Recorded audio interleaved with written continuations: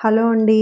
మేము ఏవో Smith water purifier కొంటే మాకు హావెల్స్ ఎయిర్ ఫ్రైయర్ ఫ్రీ వచ్చింది. చాలా హ్యాపీగా అనిపించింది. మేము అంతకుముందే ఏదైనా ఎయిర్ ఫ్రైయర్ కొందామా అని ఆలోచిస్తున్నాము. ఇంతలోకి మాకు ఫ్రీగా వచ్చింది.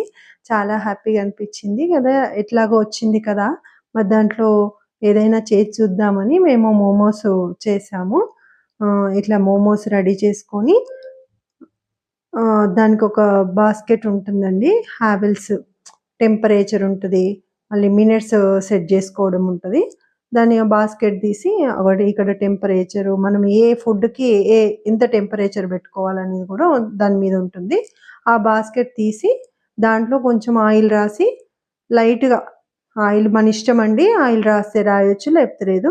ఆయిల్ రాసి మనము రెడీ చేసుకున్న ఏ ఐటెమ్ అయినా సరే దొండకాయ గానీ, బెండకాయ గానీ, కాకరకాయ గానీ, ఏవైనా చిన్న చిన్న పీసెస్‌గా తరుక్కున్నయి గానీ, మేమైతే మోమోస్ చేసాము. ఆ మోమోస్ దాంట్లో పెట్టుకోవడమే. రెడీగా మనం ఏవి చేద్దామనుకుంటున్నామో వాటిని పీసెస్‌గా తరుక్కొని, దాన్ని రెడీ చేసుకొని దాంట్లో పెట్టేసుకోవడమే.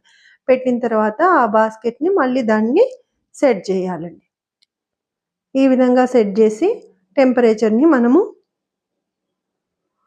ఈ బాస్కెట్‌లో అన్నీ పెట్టేసుకొని సెట్ జేయాలి అంతే జస్ట్. పిల్లలు గూడా ఈజీగా చేసేస్తారండి.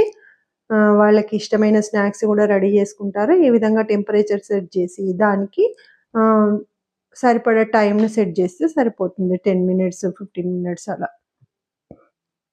పిల్లలు గూడా చాలా ఈజీగా చేసుకోగలుగుతారు. ఇగో ఇక్కడ డిస్‌ప్లేలో మనకు కనిపిస్తుంటది. అది ఫ్రై అవుతుంది. ఎంతవరకు ఫ్రై అయింది అనేది అన్నీ గూడా మనకు కనిపిస్తూ ఉంటుంది.